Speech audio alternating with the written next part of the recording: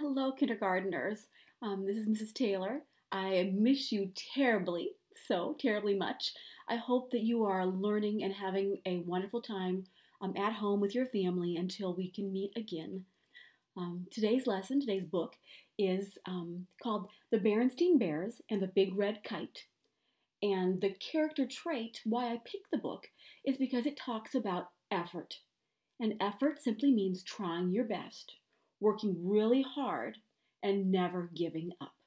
And that's exactly what the characters in the story do today.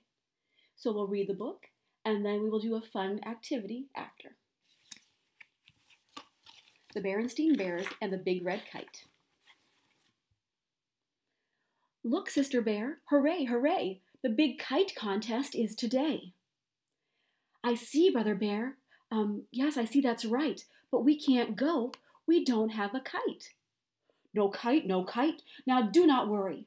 I can make one in a hurry, says Papa Bear. Now there is one problem when you do things in a hurry. Can you think of what that might be? You got it. Sometimes when you hurry or rush through things, you don't always give your best effort. A kite for Sister Bear and me? I'll make a kite, just wait and see, says Papa Bear.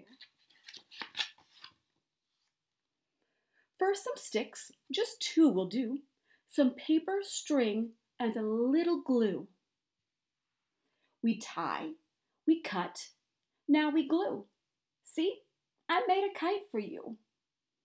Well, I think Papa hurried, didn't try his best, and he forgot something. Do you think you know what else this kite might need to fly?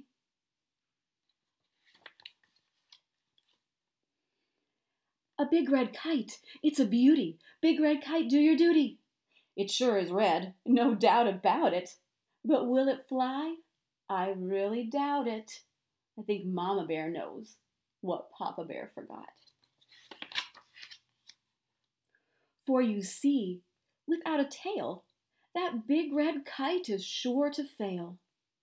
This old bed sheet will make a tail, and this tail will help Big Red to sail. Kite contest, we're on our way. Our big red kite will win the day. Kites, kites, up ahead. Look out, kites, here comes Big Red. So the characters in the story are ready for a challenge. Kites of every shape and size sail and dance across the skies. Box kites, fox kites, kites with eyes, kites that look like butterflies, a dragon with a long green tail, and a kite that says, "Save the whale." The judge looks down his nose at Red. It looks homemade, the kite judge said. And do you know what homemade means? Yeah, it means to make it in your home, to make it yourself, instead of buying it at the store. Other unkind things are said. Too plain, too crude, too heavy, too red. I know right now, I know you know. Are these characters, are they filling buckets or dipping in buckets? You got it. Doing some bucket dipping. Oh, oh, is that so? It's time to fly. Here we go. Run, Papa, run, do your stuff. There is some wind, but not enough. These kites need wind to fly. Here is why I picked the book. These words right here. We won't give up. We'll keep on trying. Red will soon be up and flying. That's what effort means, boys and girls, is to keep trying even when you fail, even when you mess up, even when you might get frustrated, you keep trying. Look, Papa, look, the wind grows strong. In wind like this, those fancy kites will not last long. Look, Red flies high and higher still. I know we'll win. I know we will. And there's Red flying high. The homemade kite seems to be stronger than the ones they bought from the store.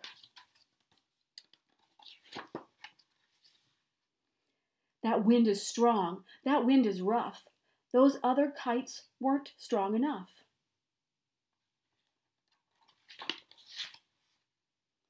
Big Red has won, fair and square. Congratulations, Papa Bear. And fair and square simply means that Papa played by the rules. He won fairly.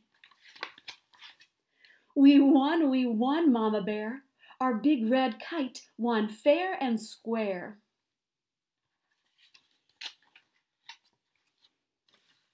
You passed a more important test. You didn't quit.